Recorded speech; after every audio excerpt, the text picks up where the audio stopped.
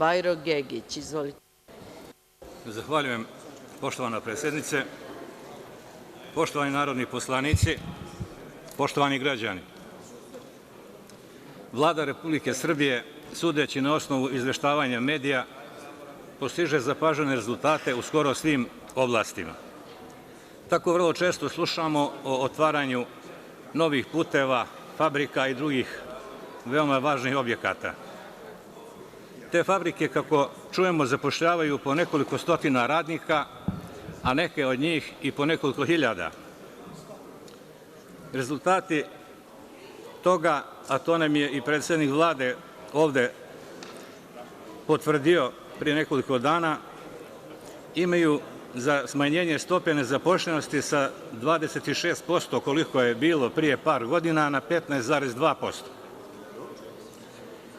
To je zaista za pohvalu i poštovanje i Stranka demokratske akcije Sandžaka ove rezultate ceni kao vrlo dobre i ohrabrujuće, ali ima i obavezu da ukaže da u Sandžaku, gde tradicionalno žive Bošnjaci, tih rezultata nema. U Sandžaku nema novih puteva, ne otvaraju se fabrike i nema zapošljavanja.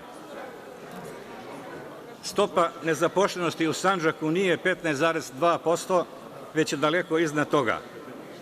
Pa je primjera radi u Novom Pazaru oko 50%, a u Tutinu oko 75%.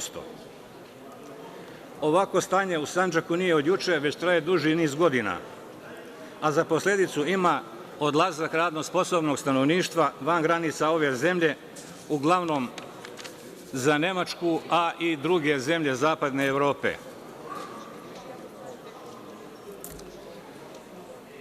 Taj odlazak često bude trajan, dakle bez povratka. Proces odlaska radno sposobnog stanovništva van granica zemlje je intenziviran u ovoj godini, a posebno izražen u Tutinu. Prema podacima agencija koje vrše prevoz putnika, samo iz Tutina je u ovoj godini zemlju napustilo oko 5.000 ljudi u potrazi za poslom. Tutin sve više liči na napušten grad. Pitam predsednika Vlade, da li je upoznat sa ovim činjenicama i da li Vlada Republike Srbije ima u planu da preduzme neke mere, koje i kada, kako bi se smanjila nezaposlenost u Sandžaku i kako bi prestala potreba za odlaskom radno sposobnog stanovništva van zemlje u potrazi za poslom? Ovo pitanje se odnosi naravno na ceo Sandžak, ali bi molio da se posebno tretira Tutin, jer je tu situacija najteža. I drugo moje pitanje je takođe za predsednika Vlade, ali i za ministarku Zoranu Mihajlović, a tiče se izgradnje puteva u Sandžaku. Naime, poznato je da su putevi Tutin-Novi Pazar i Sjenica-Novi Pazar među najlošijim i najopasnijim u zemlji, a put Tutin-Novi Pazar je na granici upotrebljivosti. Prije nekoliko godina tadašnji ministar Dinkić je potpisao jedan ugovor sa jednom turskom bankom, a za izgradnju ova dva putna pravca. Poslije toga je jedna delegacija, odnosno ekipa iz Turske, u društvu sa tadašnjom ministarkom za NIP, Vericom Kalanović, obišla teren. Dati su obećanja da će se putevi raditi. U budžetu Republike Srbije su date garancije, odnosno te garancije su se provlačile nekoliko godina, ali do izgradnje nije došlo.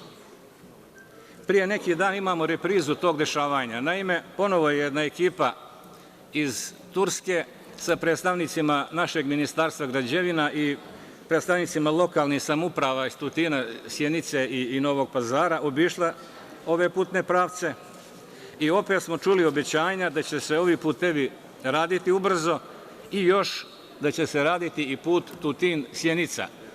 I to je opet izazvalo neku nadu i radost kod građana tog područja.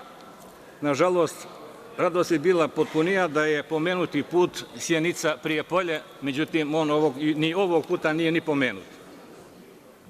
No, mi se plašimo da se ne ponovi situacija od prije nekoliko godina i da ovo bude samo još jedna šetnja.